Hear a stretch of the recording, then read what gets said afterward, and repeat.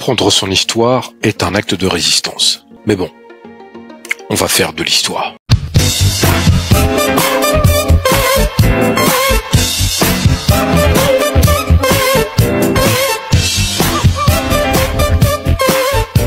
Les hiéroglyphes. Parce que l'oralité a toujours été au cœur de l'Afrique, et même dans la tradition égyptienne. Mais l'écriture, selon Ra, affaiblirait la mémoire et la sagesse des gens. Malgré la volonté de Ra, dit le récit, Thoth donna les techniques d'écriture à un nombre restreint d'Égyptiens, que l'on appelait les scribes. Dans l'Égypte ancienne, les scribes étaient très respectés pour leur connaissance, bien entendu, et leur habileté à utiliser ce don divin, ce don des dieux. Et cette position était un vecteur de mobilité sociale ascendante. Alors, pendant de nombreuses années, les hiéroglyphes n'étaient pas du tout compris. En 1798, Napoléon Bonaparte, pour ne pas changer, se rendit en Égypte pour sa fameuse campagne avec de nombreux chercheurs. Et ils copièrent plusieurs textes et images égyptiennes à laquelle ils furent confrontés.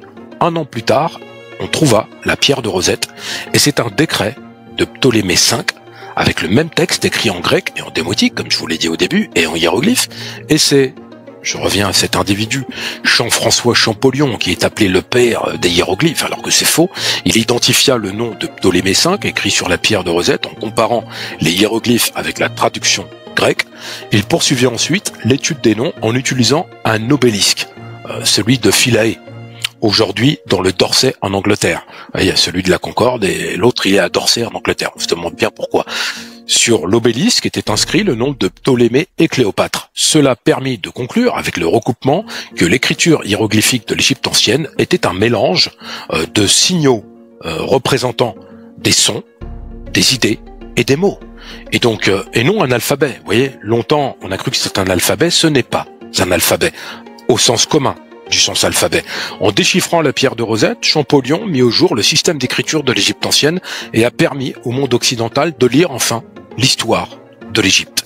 Mais attention, il faut être très clair sur une chose, bien entendu, il y a eu le déclin des hiéroglyphes. Parce que, qu'est-ce qui s'est passé pour qu'on ne l'utilise plus du tout?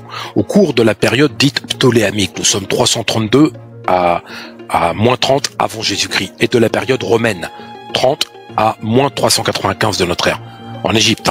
Les cultures grecques et romaines devinrent de plus en plus influentes. Vers le IIe siècle de notre ère, le christianisme commença à supplanter certains des cultes traditionnels égyptiens. Je rappelle que ce sont les chrétiens d'Égypte qui ont brûlé la bibliothèque d'Alexandrie. Les Égyptiens christianisés développèrent l'alphabet copte, qui est une ramification de l'alphabet grec oncial. C'est une étape finale du développement de la langue égyptienne actuelle, employée par les coptes, ça n'a rien à voir avec l'arabe, pour représenter leur langue.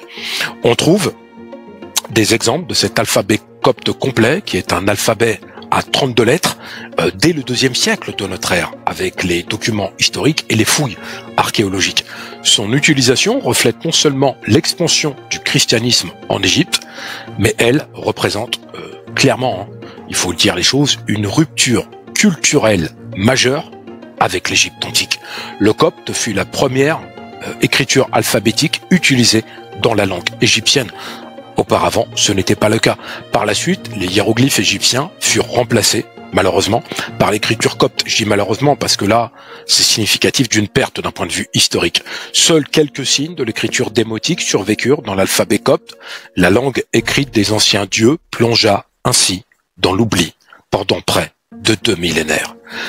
Bien sûr, jusqu'à ce que nous puissions considérer comme une prise de conscience le fait que ce n'est pas Champollion qui a ouvert la voie, mais bel et bien nous, Africains, en revenant à la source et justement en allant faire des recherches de plus en plus rigoureuses.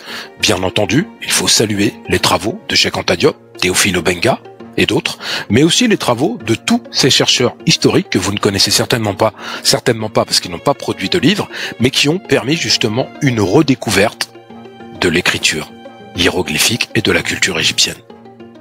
Abonnez-vous. Merci.